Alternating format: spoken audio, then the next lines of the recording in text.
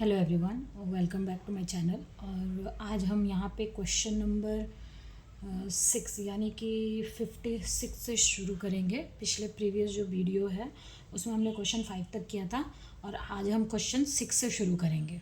Okay, तो अच्छा मैं ये बता देती हूँ कि ये जो हम पेपर सॉल्व कर रहे हैं एमपी सेट 2024 ये सेट ए है। तो यहाँ जैसे अगर आपके पास सेट बी, सेट सी, सेट डी है तो वहाँ पे ये क्वेश्चन नंबर डिफ़र कर सकते हैं। तो मैंने जो ये सेट लिया है और मैं जो सॉल्व कर रही हूँ ये सेट ए है।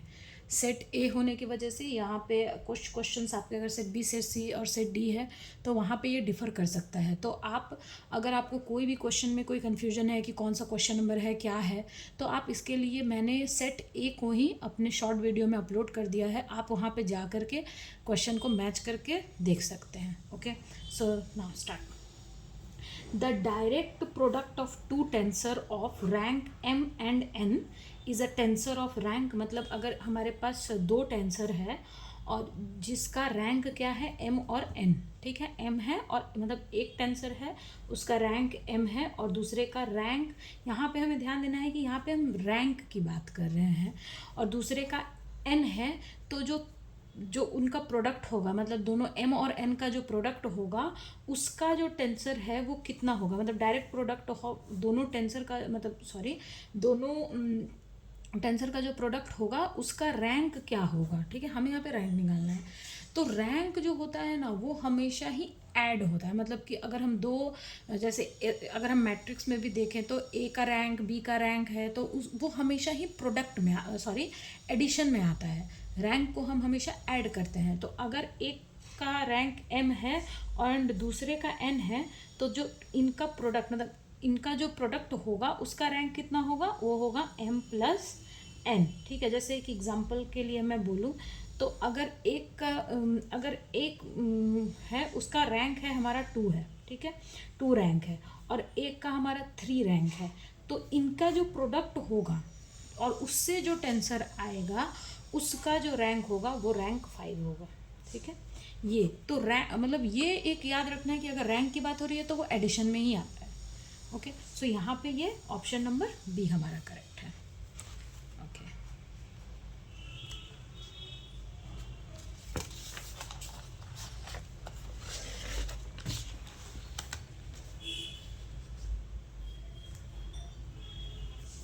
now the error in the second order and fourth order of this formula is of the order of dash and dash. मतलब कि एरर जो होता है सेकेंड ऑर्डर और फोर्थ ऑर्डर का ये आपने न्यूमेरिकल एनालिसिस में पढ़ा होगा। ठीक है, वहाँ पे ये क्या होता है मतलब उसका क्या ऑर्डर होता है। तो ये जैसे कि अगर हमारा सेकेंड ऑर्डर है तो उसके लिए होता है वो किसके प्रोपोर्शनल, वो होता है हमारा h³ के। और जो फोर्थ ऑर्डर होता है उसके लिए होता है हमारा 5 के लिए। ठीक है, मतलब कि अगर सेकंड की बात हो रही है तो इससे एक ज़्यादा और फोर्थ की बात हो रही है तो इससे एक ज़्यादा। तो ये इसमें कौन सा ऑप्शन सी करेक्ट है हमारा। ओके, ओके, ये क्वेश्चन मतलब इंटरेस्टिंग भी है और प्रोबेबिलिटी का एक क्वेश्चन तो कोई भी आप एग्ज़ाम दो, नेट सेट वॉट एवर, उसमें एक प्रोबेबिलिटी का एक क्वेश्चन तो रहता ही रहता है। ओके, सो यहाँ पे देखिए एन एक्सपेरिमेंट सक्सीड ट्वाइस। ठीक है, सक्सीड कितनी बार सक्सीड हो रहा है, ट्वाइस मतलब 2 बार। And often as it fails, और उसी तरह से वो फेल भी हो रहा है। मतलब कि अगर हमने हेड किया मतलब हमने एक कॉइन को टॉस किया तो उसके सक्सेस मतलब वो सक्सेस हो रहा है ट्वाइस, मतलब उसके सक्सेसफुल होने का चांस जो है वो ट्वाइस है। ठीक है, what is the chance that it is the next 4 trials.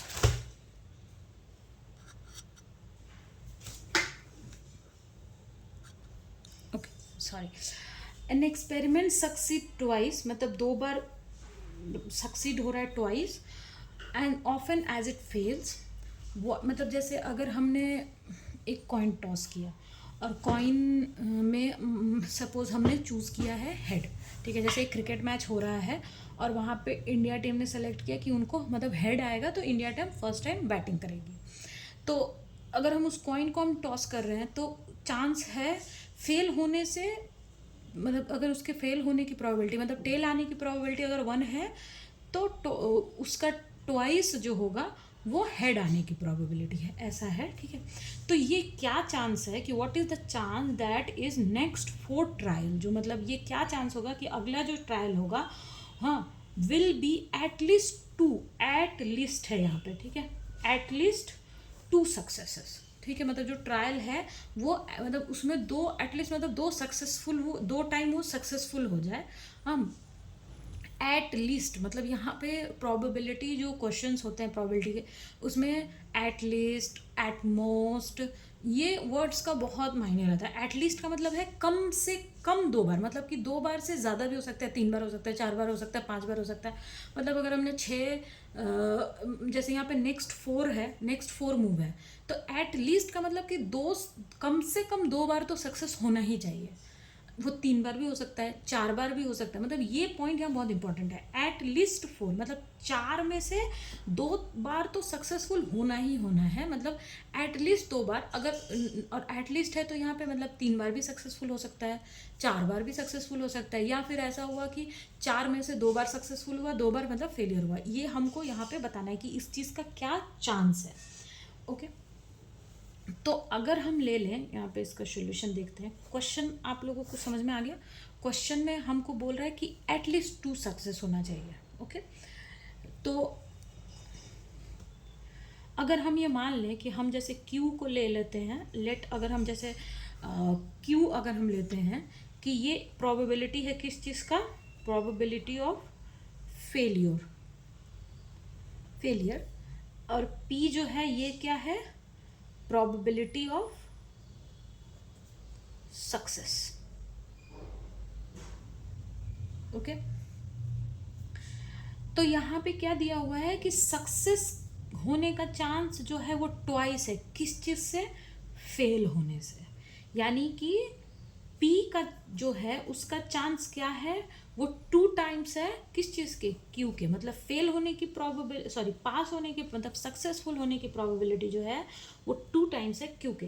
यानी कि हम इसको ऐसे लिख सकते हैं कि P is equals to 2Q। इस सेंटेंस, ये जो सेंटेंस है हमारा क्वेश्चन में, इसका ये मतलब है।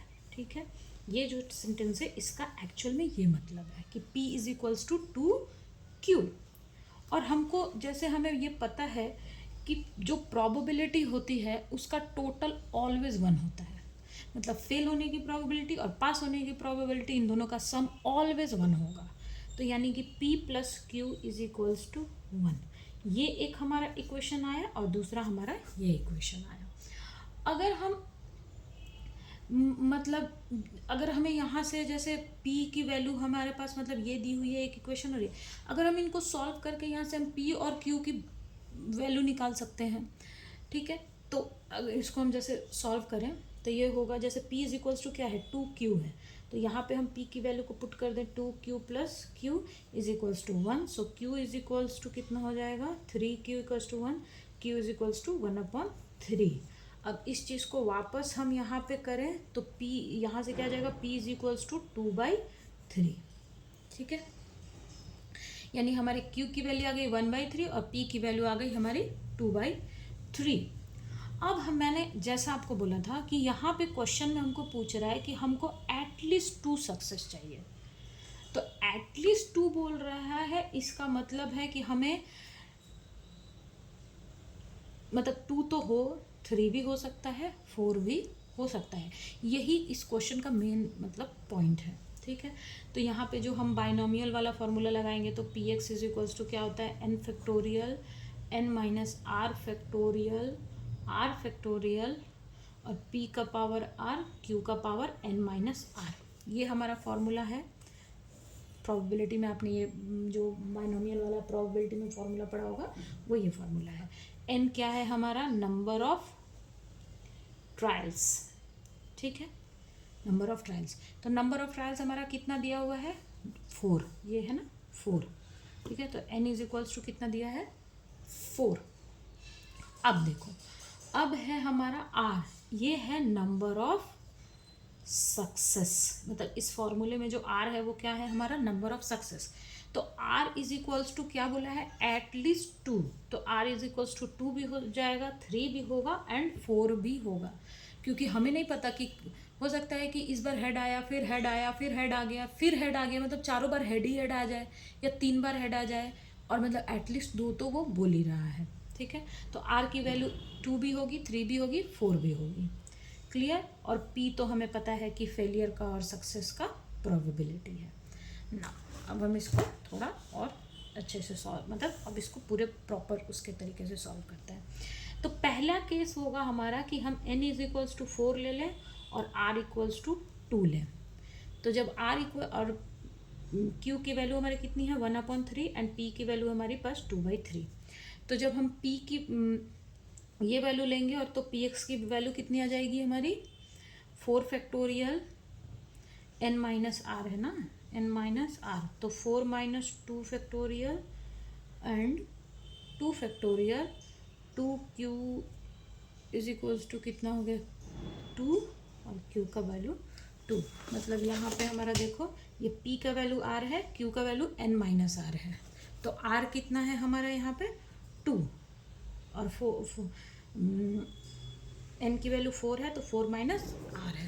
ठीक है, तो यहाँ पे ये हो गया। तो इसको जब हम सॉल्व करेंगे तो ये हमारा कितना आएगा, इसको थोड़ा सॉल्व करें तो ये हो जाएगा 4 into 3 into 2 factorial 2 factorial 2 factorial 2 Q है तो 4 क्यू का पावर 4, तो दिस कैंसिल और इस 2 फैक्टोरियल से ये 2 कैंसिल।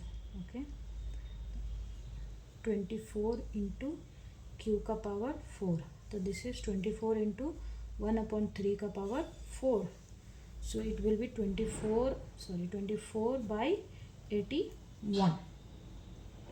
सिमिलरली अब हम थर्ड करेंगे, यहाँ पे कर लेती हूँ कि n इज इक्वल्स टू हमारा 4 ही रहे, r इक्वल्स टू कितना हो जाएगा 3, और इससे जब हम px की वैल्यू निकालेंगे तो ये हमारा आ जाएगा कितना 32/87। आप इसमें ये सारे वैल्यू रख के ना आप निकाल लेना। ठीक है, यहाँ पे स्पेस नहीं है तो मैं थोड़ा ऐसे शॉर्ट में कर दे रही हूँ। तो यहाँ पे ये आ गया।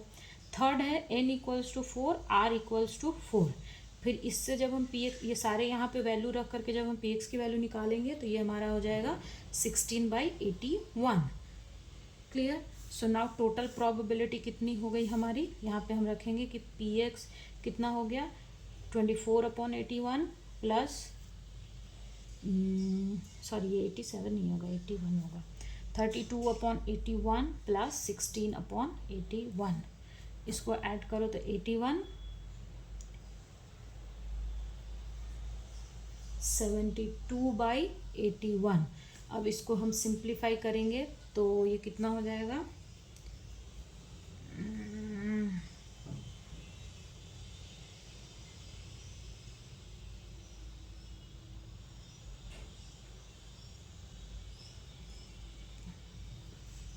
0.9।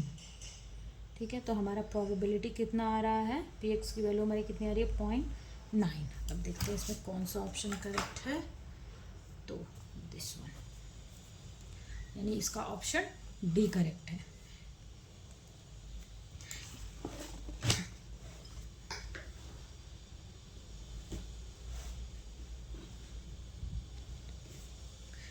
ओके तो ये आप यहाँ पे ये जो वैल्यूज़ है ना आप इस फॉर्मूले में रख करके, ये जो फॉर्मूला है इसमें आप रख करके आप निकालोगे तो px की वैल्यू इतनी आएगी और यहाँ भी px की वैल्यू इतनी आएगी। आप इसे रख करके आप निकाल के चेक कर लेना एक बार। ओके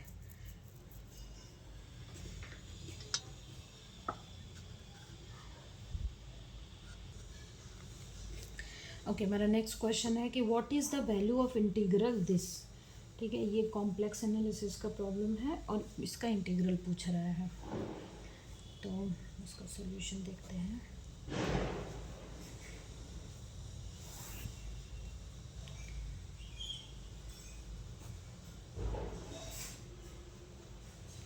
ये हमारा इंटीग्रेशन है। तो सबसे पहले जब भी हम कॉम्प्लेक्स एनालिसिस का जो फॉर्मूला मतलब हम ये इंटीग्रेशन सॉल्व करते हैं तो सबसे पहले हम इसका रेसिड्यू निकालते हैं और चेक करते हैं कि मतलब वो रेसिड्यू जो है मतलब सॉरी यहाँ पे सबसे पहले हम इसका रेसिड्यू निकालेंगे। ठीक है,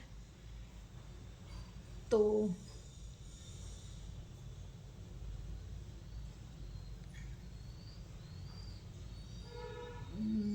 z is equals to 3।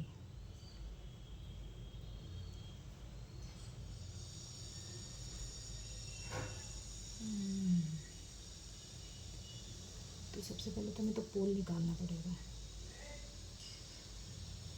Okay, सबसे पहले हम इसका पोल निकालते हैं। तो यहाँ पे ये क्या, तो पोल निकालने के लिए z plus pi I is equals to 0, तो z इज इक्वल्स टू कितना हो गया माइनस पाई आई। ओके, ये पोल है। अब हम यहाँ से रेसिड्यू निकालेंगे, सॉरी रेसिड्यू ही निकालते हैं, लेकिन रेसिड्यू निकालने के लिए हमें पहले पोल की ज़रूरत पड़ती है। तो सबसे पहले हम यहाँ पे पोल निकाल लेंगे। तो पोल हमारा कितना आ गया, z is equals to minus pi i. अब पाई आई आ गया। अब इसको देखो, रेसिड्यू निकालने के लिए तो क्या होगा, limit z tends to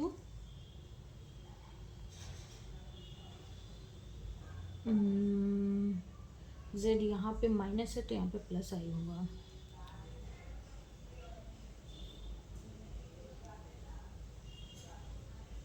okay okay, so z जो है वो कितना है माइनस पाई आई। ये z माइनस होता है तो ये प्लस हो गया, plus i E z sorry 3z z plus I pi, यहाँ पे z इज इक्वल्स टू कितना हो जाएगा आई पाई। ओके, तो ये हो जाएगा, ये तो इससे कैंसिल हो जाएगा, limit z tends to minus pi I E Z है। तो z की जगह पे हम क्या लिख देंगे, e to the power 3 I पाई, यानी कि हमारा, और 3 पाई आई इक्वल्स टू कितना हो जाता है, यहाँ पे नहीं होगा, 3 I pi is equals to हो जाता है -1। तो हमारा रेसिड्यू कितना है, residue r is equals to -1। Okay, अब देखो, अब इंटीग्रेशन का फॉर्मूला क्या होता है, 3z sorry f z d Z is equals to होता है 2 pi i summation over i r i. Clear, ये हमारा इंटीग्रेशन का फॉर्मूला होता है। तो यहाँ पे क्या होगा, e to the power 3z z plus I pi D Z is equals to 2 pi I, residue कितना हमारा -1, तो this is equals to -2 pi I. Clear, तो हमारा आंसर कितना आ जाएगा -2 पाई आई। ये क्वेश्चन बहुत सिंपल है, इसमें कुछ नहीं करना। इसमें सबसे पहले आपको पोल निकालना है, पोल निकालने के बाद हमको रेसिड्यू निकालना है। इस वाले फार्मूले से रेसिड्यू आ गया और यहाँ से हमें ये वाले फार्मूले में रख के हमको यहाँ से इंटीग्रेशन की वैल्यू निकाल लेनी है, सिंपल।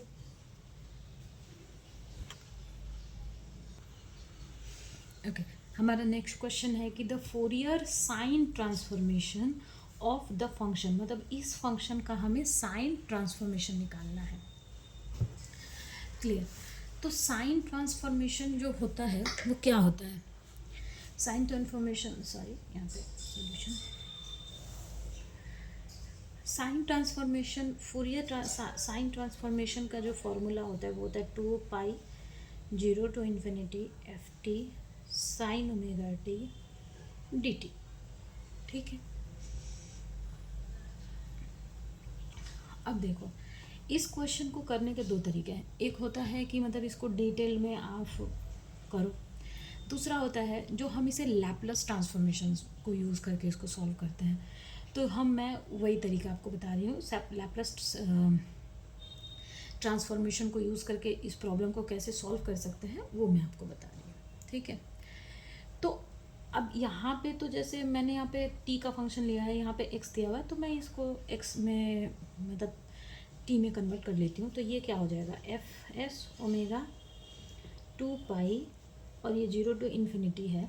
यहाँ पे एफ टी की वैल्यू क्या है, ये है हमारी एफ टी की वैल्यू, मतलब अगर मैं यहाँ पे x की जगह पे t कर दूँ तो ये हो जाएगा e a T sine omega T D t. क्योंकि यहाँ मैंने टी लिया क्योंकि यहाँ पे सारे फंक्शन टी के थे और ये एफ टी था, फंक्शन ऑफ टाइम है, तो इस वजह से यहाँ पे मैंने एक्स की जगह पे टी ले लिया। ये मैं इसलिए कर रही हूँ ताकि मैं मतलब इसे लैपलस के मतलब लैपलस जो ट्रांसफॉर्मेशन होता है उसको मैं यूज़ कर सकूँ, ठीक है। तो ये यहाँ पे मैंने ये इक्वेशन ले लिया है, ये मेरा इक्वेशन बन गया, इसको मैं देती हूँ इक्वेशन नंबर 1। अब देखो, जो लैपलस ट्रांसफॉर्म ऑफ हम जैसे अगर हम लैपलस ट्रांसफॉर्म करते हैं एफ टी का, तो ये क्या होता है? Laplace transform of f T को हम बोलते हैं एफ एस, कैपिटल एफ और एस। और ये होता है इसका, जब आप लैपलस ट्रांसफॉर्म का जो फॉर्मूला देखेंगे तो क्या होता है, 0 to infinity integration e to the power S t f t D T. Clear? अब ये इक्वेशन नंबर हमारा 2 है। अब हम इन दोनों को जब हम कंपेयर करेंगे, इक्वेशन 1 और इक्वेशन 2 को हम कंपेयर करेंगे, तो यहाँ पे e to the power A T है, यहाँ पे e to the power S T है, यहाँ पे एफ टी है। तो एफ टी क्या है? Sine omega T. मतलब इन दोनों को जब हम कंपेयर करेंगे तो यहाँ से हम बोल सकते हैं ना कि F T is equals to हो गया हमारा साइन ओमेगा टी। क्लियर? यहाँ तक समझ में आई? मैंने क्या किया कि मैंने जो हमारा फूरियर साइन ट्रांसफॉर्मेशन का जो फॉर्मूला था उसको मैंने लिखा, एफ टी के जगह पे जो हमारा फंक्शन दिया हुआ है, तो फंक्शन हमारा एक्स के फॉर्म में दिया हुआ है, लेकिन मैंने टी के फॉर्म में कन्वर्ट कर लिया ताकि मैं इसे लैपलस ट्रांसफॉर्म के फॉर्म में ला सकूं और वहाँ से कंपेयर करके इसे कर सकूं। क्योंकि ये मतलब अगर हम इसको यूज़ करके सॉल्व करेंगे ना तो ये बहुत ही लेंदी है, आप एग्ज़ाम में ऐसे कर ही नहीं पाओगे। इसलिए हम इसे लैपलस ट्रांसफॉर्म को यूज़ करके तब करते हैं। तो यहाँ पे लैपलस का जो फॉर्मूला होता है, Laplace transform of f t का क्या मतलब है कि e to the power infinity E to the मतलब एक्सपोनेंशियल का minus s t f t D t, इन दोनों को कंपेयर किया तो एफ टी क्या है? Sine omega t. ओके, अब साइन ओमेगा टी है तो मैं इस चीज़ को, ये जो हमारा फंक्शन है ये वाला, ये जो फंक्शन है यहाँ ये वाला पोर्शन, इसको मैं ब्लू पेन से करके बताती हूँ। ये वाला जो हमारा फंक्शन है, जैसे ये 0 to infinity E to the power A T sine omega T, ये जो हमारा फंक्शन है इसको हम बोल सकते हैं कि Laplace transform of sine omega T. इसको हम बोल सकते हैं कि ये लैपलस, ये जो फंक्शन है ये चीज़ है Laplace transform of sine omega T. क्योंकि अगर हमें बोला जाए, यहाँ पे मैं थोड़ा सा करके आपको बताती हूँ, अगर हमें बोला जाए कि हमें Laplace transform of sine omega T निकालना है तो इसका इंटीग्रेशन हम कैसे लिखेंगे? यही लिखेंगे ना कि 0 to power infinity minus s d t sine omega T D t, यही लिखेंगे ना। तो इस चीज़ को हम एल साइन ओमेगा टी बोल सकते हैं। तो यहाँ से फिर हम बोलेंगे कि फ्रॉम इक्वेशन 1, अब इक्वेशन हम 1 को ले लें तो f s is equals to क्या हो गया? √2 pi sine Laplace transform of sine omega t. Clear? ये हुआ ना, तो this is equals to 2 pi, और हमें पता है कि साइन ओमेगा टी का लैपलस ट्रांसफॉर्म क्या होता है। अगर हम साइन जैसे यहाँ पे बोलते हूँ कि Laplace omega sine omega t का जो फॉर्मूला होता है वो क्या होता है, that is omega A square omega square, ये होता है हमारा साइन की जगह पे। क्लियर? अब हम इसको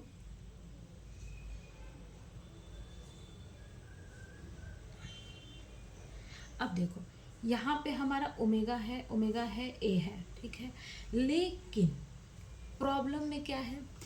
प्रॉब्लम में हमारा एस के फॉर्म में दिया हुआ है ना, यानी कि ओमेगा की जगह पे यहाँ पे क्या दिया हुआ है? मेरे को एस दिया हुआ है, मतलब हमारा ऑप्शन में। तो मतलब इसको हम सॉल्व करेंगे तो ये ऐसा हो जाएगा, ओमेगा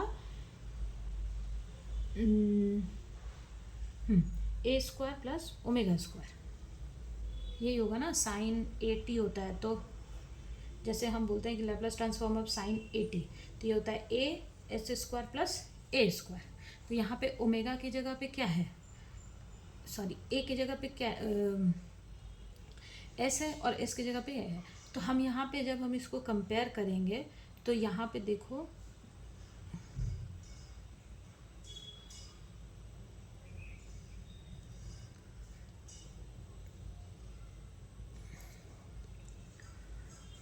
ये हमारा फॉर्म हुआ, लेकिन अब ऑप्शन तो हमारा एस और ए के फॉर्म में, मतलब ए नहीं है, ये अल्फ़ा ऐसा कुछ दिया हुआ है, ठीक है। तो अब उसके फॉर्म में है, तो अब हमें इसे ऑप्शन के फॉर्म में कन्वर्ट करना पड़ेगा।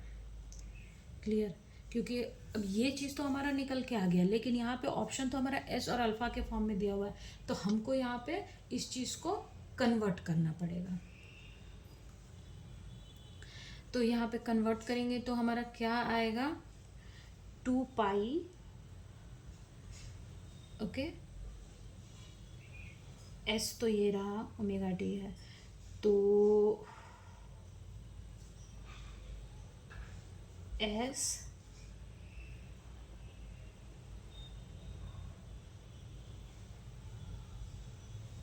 ये अल्फ़ा का square plus S square,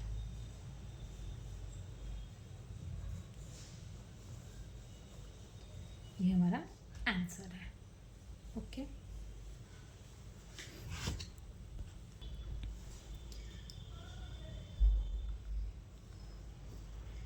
okay. सो यहाँ पे आप देखो, जैसे हम बोलते हैं कि Laplace transform of A T क्या होता है, ए एस स्क्वायर ए स्क्वायर, यानी कि जब हम यहाँ पे s है और ये मान लो 80 है, तो इसका क्या फॉर्मूला होगा, ये होगा हमारा ए s square a square. Clear है?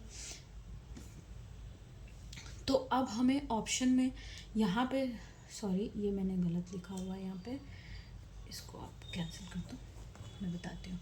तो जैसे यहाँ पे ए की जगह हमारा क्या है, ओमेगा है, और यहाँ पे मैं इसे एस ले लेती हूँ, ठीक है, एस स्क्वायर ओमेगा स्क्वायर। लेकिन यहाँ पे हमारा फॉर्म जो है वो ए में नहीं है, मतलब कि जैसे ओमेगा में नहीं है, ओमेगा की जगह पे क्या लिखा हुआ है, ए। क्लियर है?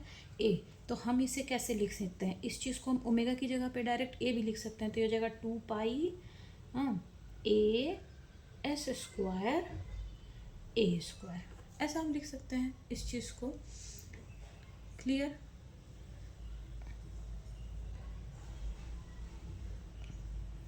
अब ये हमारा आंसर होगा।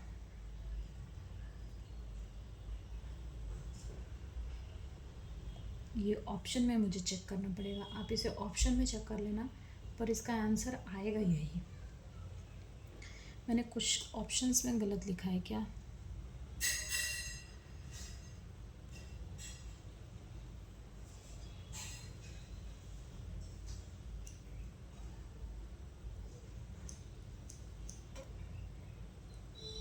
इसका ऑप्शन सी होगा। ओके, सो आप एक बार चेक कर लेना कि यहाँ पे ये क्या, मतलब कैसे इस चीज़ को किया हुआ है, मतलब किया हुआ इन द सेंस कि मैंने ये ऑप्शन में कुछ गलत लिखा है या फिर ये, लेकिन प्रोसेस हमारा यही है, ठीक है। आप इसे ऑप्शन में देख लेना कि ऑप्शन सी है या ऑप्शन बी है, पर मुझे लग रहा है कि ऑप्शन सी होना चाहिए, क्योंकि ये यहाँ पे अगर मैं ओमेगा की जगह पे ए भी करूँ, या क्योंकि यहाँ पे साइन ओमेगा टी दिया हुआ है, तो ओमेगा की जगह पे अगर मैं ए भी करूँ तो ये फॉर्मूला आना चाहिए, ए साइन एस स्क्वायर प्लस ए स्क्वायर। क्लियर? यानी कि हमारा ऑप्शन सी करेक्ट होना चाहिए। फिर से मैं इसे एक्सप्लेन कर देती हूँ कि इसे मैंने क्या किया है। इसमें यहाँ पे ये प्रॉब्लम में दिया हुआ है कि हमें ये क्वेश्चन का साइन ट्रांसफॉर्मेशन निकालना है। अगर हम इसका डिटेल्ड सॉल्यूशन करेंगे तो डिटेल सॉल्यूशन में क्या होगा कि ये क्वेश्चन बहुत लेंदी हो जाएगा, सॉल्व करने में बहुत डिफिकल्ट होगा। तो मैंने इसे क्या किया है कि मैंने इसे यहाँ पे x की जगह पे मैंने t लिया है और t को लेकर के फिर साइन ओमेगा t लिखा है, ताकि ये इससे फॉर्म में कन्वर्ट हो जाए, ताकि ये लैप्लस जो ट्रांसफॉर्मेशन है उसका फॉर्मूला ये बन जाए। जैसा आप जानते हो कि जब क्वेश्चन बहुत लेंदी हो जाता है, सॉल्व हम नहीं कर पाते, तो वहाँ पे हम फूरियर ट्रांसफॉर्मेशन या लैप्लस ट्रांसफॉर्मेशन का यूज़ करके इंटीग्रेशन को हम सॉल्व करते हैं।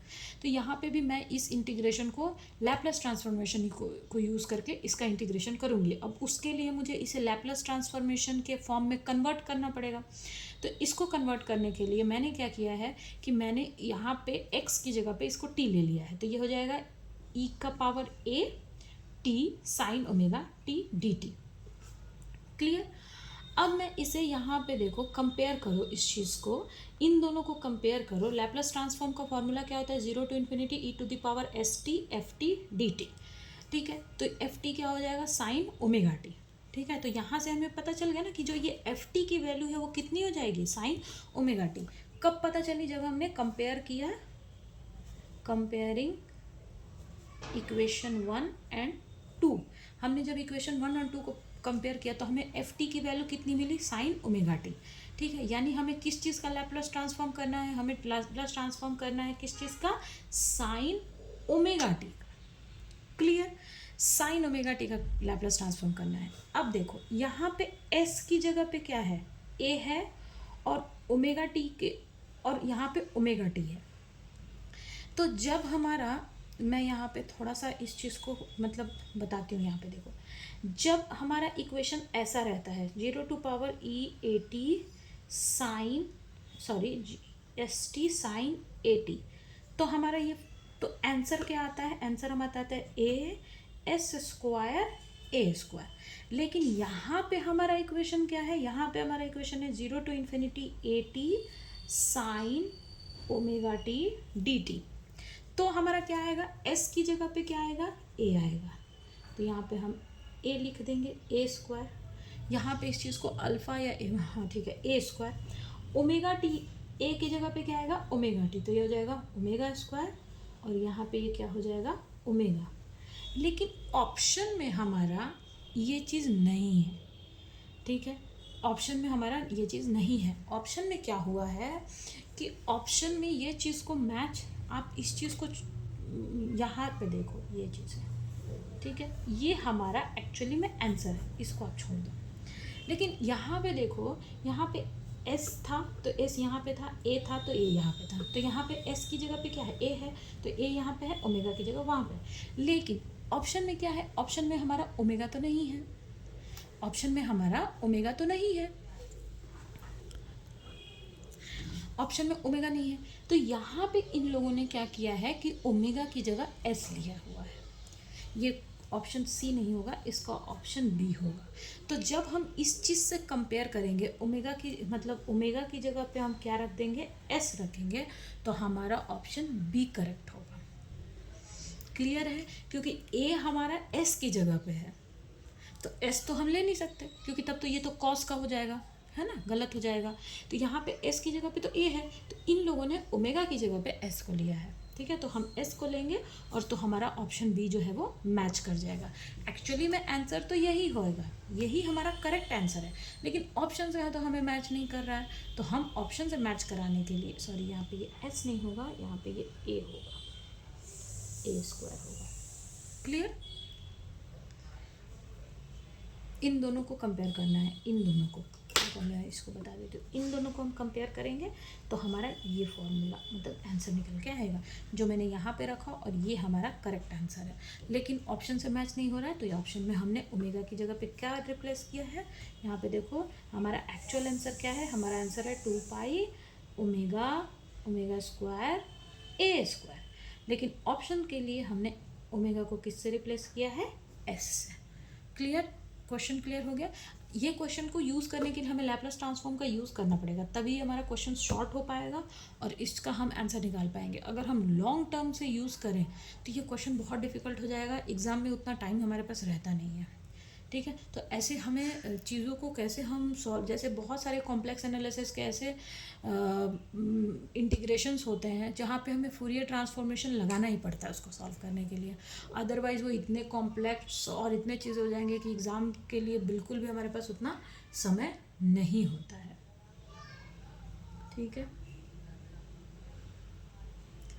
ओके, सो ये क्वेश्चन नंबर 60 हो गया। क्लियर, ओके, सो ये क्वेश्चन आपको क्लियर हो चुका है। ये क्वेश्चन अगर आपको ना समझ में आए तो आप एक बार फिर से इसे चेक कर सकते हैं, मैंने 2 बार इसको एक्सप्लेन कर दिया है, आप इसे फिर से एक बार देख सकते हैं। पर अगर आप ये तरीका यूज़ करोगे तो एग्ज़ाम में आप क्वेश्चंस को बहुत जल्दी ही सॉल्व कर पाओगे। नाउ नेक्स्ट क्वेश्चन हमारा कि when the relative speed is small, relative speed क्या है, स्मॉल है, the Lorentz transformation equation can be reduce to Galilean transformation equation because relative velocity is greater than c in both the system, times are the same, length contraction and none of the above। ठीक है, ये question मतलब ये है कि question हमारा है कि when relative speed is small, अगर relative speed जो है वो मतलब कम है, तो जो लॉरेंट ट्रांसफॉर्मेशन होता है वो गैलीलियन ट्रांसफॉर्मेशन में कन्वर्ट हो जाता है। तो ऐसा क्यों होता है, ये हमें बताना है कि क्यों होता है। क्यों रिलेटिव वेलोसिटी ग्रेटर देन सी हो जाती है, इस वजह से कि रिलेटिव वेलोसिटी जो है वो सी से, मतलब जो स्पीड ऑफ लाइट है उससे बड़ी हो गई, या फिर दोनों में टाइम सेम है, या लेंथ कॉन्ट्रैक्शन हुआ, या फिर इनमें से कोई भी नहीं। ठीक है, तो ये हमें बताना है। ये हमारा इक्वेशन दिया हुआ है और इनमें हमें बताना है कि करेक्ट क्या है। तो देखो आप एक क्वेश्चन में देखो, क्वेश्चन में हमें क्या बोला है कि जो रिलेटिव स्पीड है, मान लो कि अगर मैं रिलेटिव स्पीड v लेती हूँ तो ये क्या है, ये लेस है c से। ठीक है, तो लॉरेंज फैक्टर जो होता है, क्योंकि यहाँ पे क्या बोल रहा है कि लॉरेंज ट्रांसफॉर्मेशन जो होता है वो गैलीलियन में कन्वर्ट होता है, तो हम यहाँ पे लॉरेंज फैक्टर को लेंगे।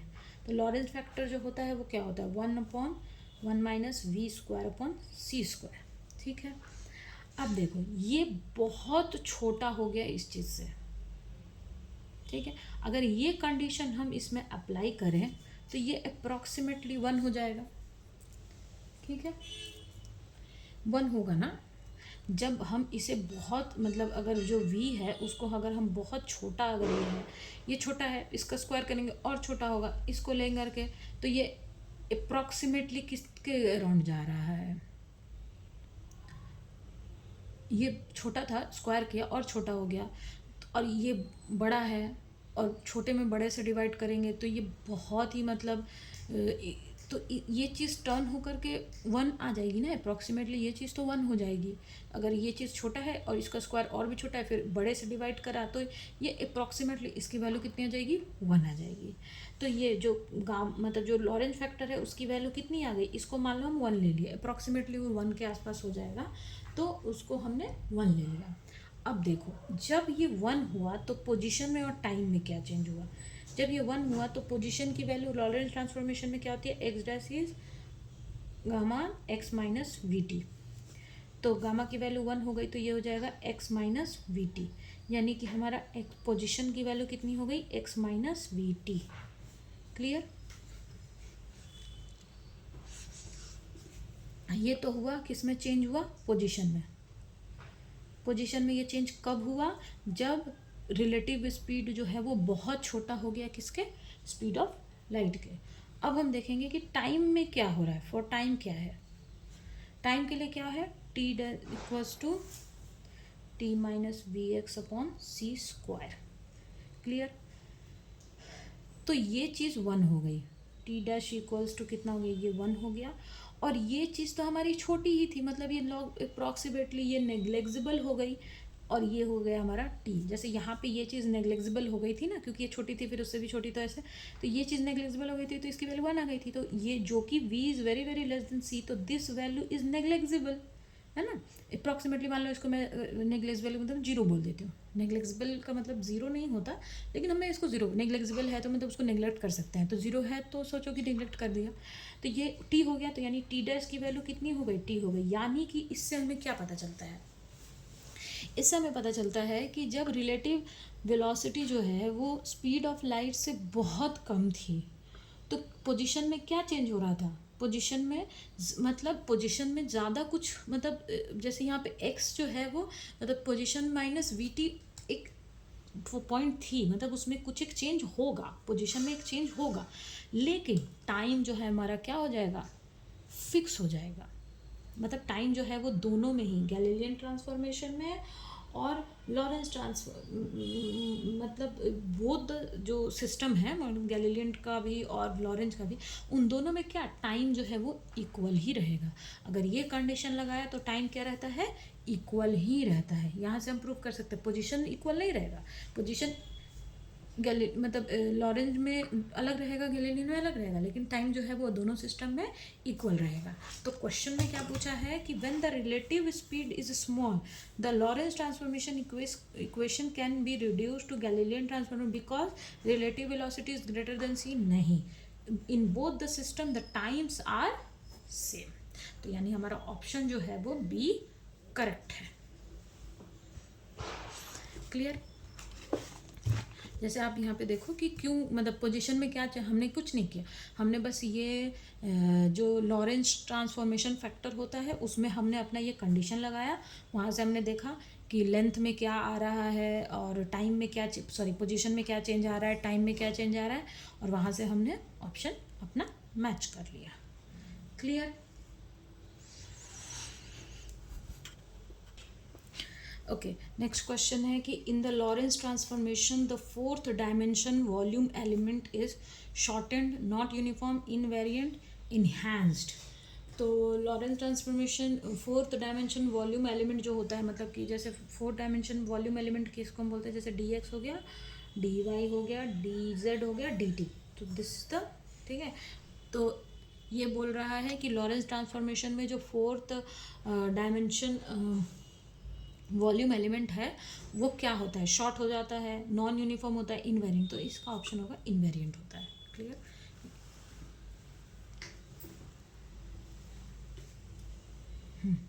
इसमें देखो, the Hamiltonian for a charge particle moving in electromagnetic field. इसमें से बताना है हमको कि मतलब इलेक्ट्रोमैग्नेटिक फील्ड में चार्ज पार्टिकल का जो हैमिल्टोनियन होता है, हैमिल्टोनियन मतलब उसकी जो टोटल एनर्जी है तो वो कितनी होती है जब चार्ज पार्टिकल इलेक्ट्रोमैग्नेटिक फील्ड में, तो क्या होता है 1/2m p minus q c a और 5। ये आप ना याद कर लो, ये बहुत इंपॉर्टेंट है, ये बहुत सारे एग्जाम्स में ये क्वेश्चन पूछते हैं। उसका हैमिल्टोनियन चार्ज पार्टिकल का तो पूछते ही पूछते हैं, आपको कुछ नहीं करना, आपको आंख बंद करके बस ये याद कर लेना। ये क्वेश्चन मतलब बहुत बार पूछ चुका है। जैसे आप सेट महाराष्ट्र सेट का देखो या एमपी सेट का देखो या आप असिस्टेंट प्रोफेसर का एग्ज़ाम का देखो, मतलब हर एग्ज़ाम में ये एक क्वेश्चन तो आए, मतलब रहता ही रहता है। ठीक है, तो ये बहुत इंपॉर्टेंट है, ये एक इम्पॉर्टेंट क्वेश्चन है, आप इसका ये फॉर्मूला आप याद कर लो। इसको थोड़ा सा कभी ये ज़ीरो में करके या कभी मतलब कभी सिंपल, जैसे ये तो एकदम सिंप्लीफाइड फॉर्म में है, कभी ये अनसिम्प्लीफाइड फॉर्म में रहता है, मतलब ऐसे करके घुमा फिरा के ये क्वेश्चन पूछते ही पूछते हैं।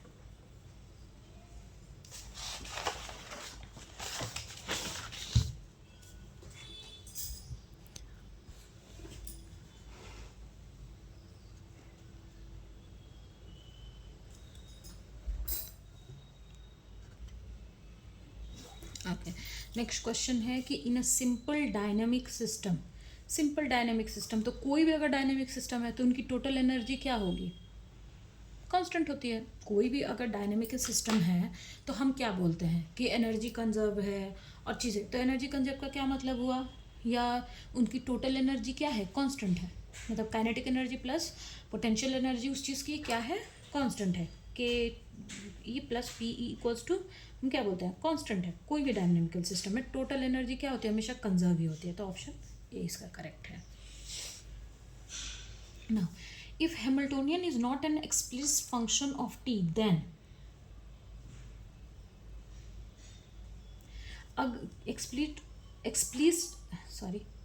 explicit फंक्शन ऑफ टी, इसका क्या मतलब है कि हैमिल्टोनियन जो है मतलब d h by d t equals to क्या है, ज़ीरो है। इसका मतलब होता है एक्सप्लिसिट ऑफ, इस चीज़ का मतलब होता है, इसका मतलब होता है कि जो मतलब जो फंक्शन है ना वो टाइम के ऊपर डिपेंड नहीं करता है, सॉरी फंक्शन ऑफ टाइम, क्या बोल रहा है, इफ सॉरी फिर से, if Hamiltonian is not an explicit function of time,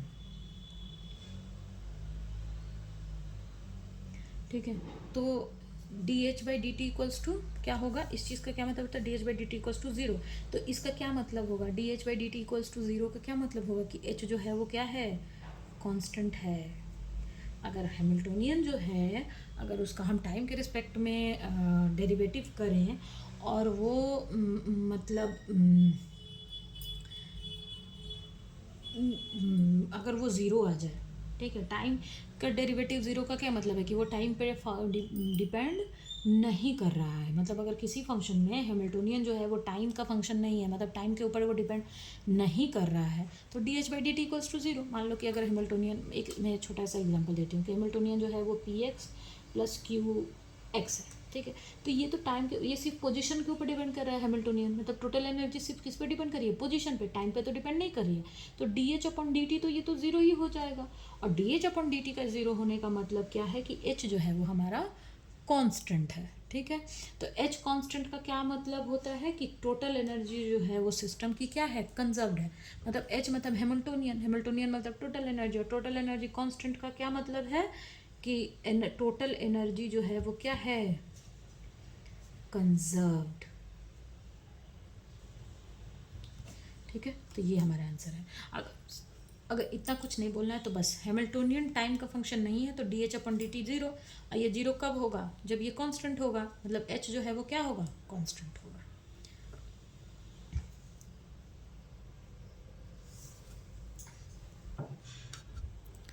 okay, हमारा नेक्स्ट क्वेश्चन है, for the Noether's theorem following is a general statement.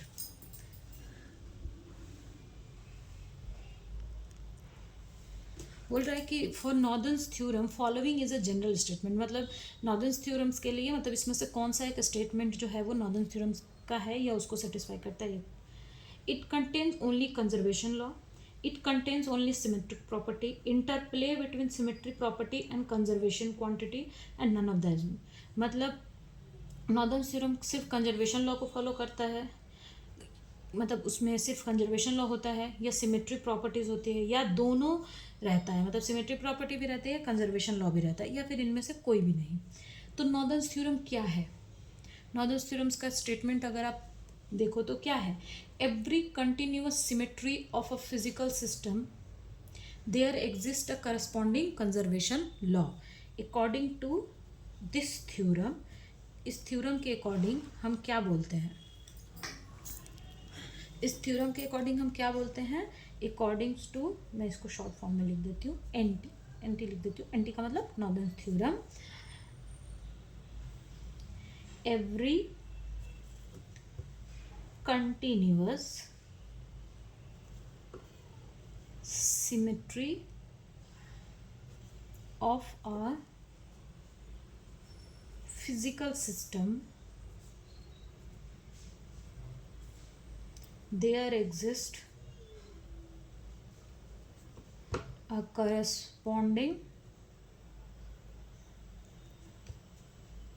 conservation law.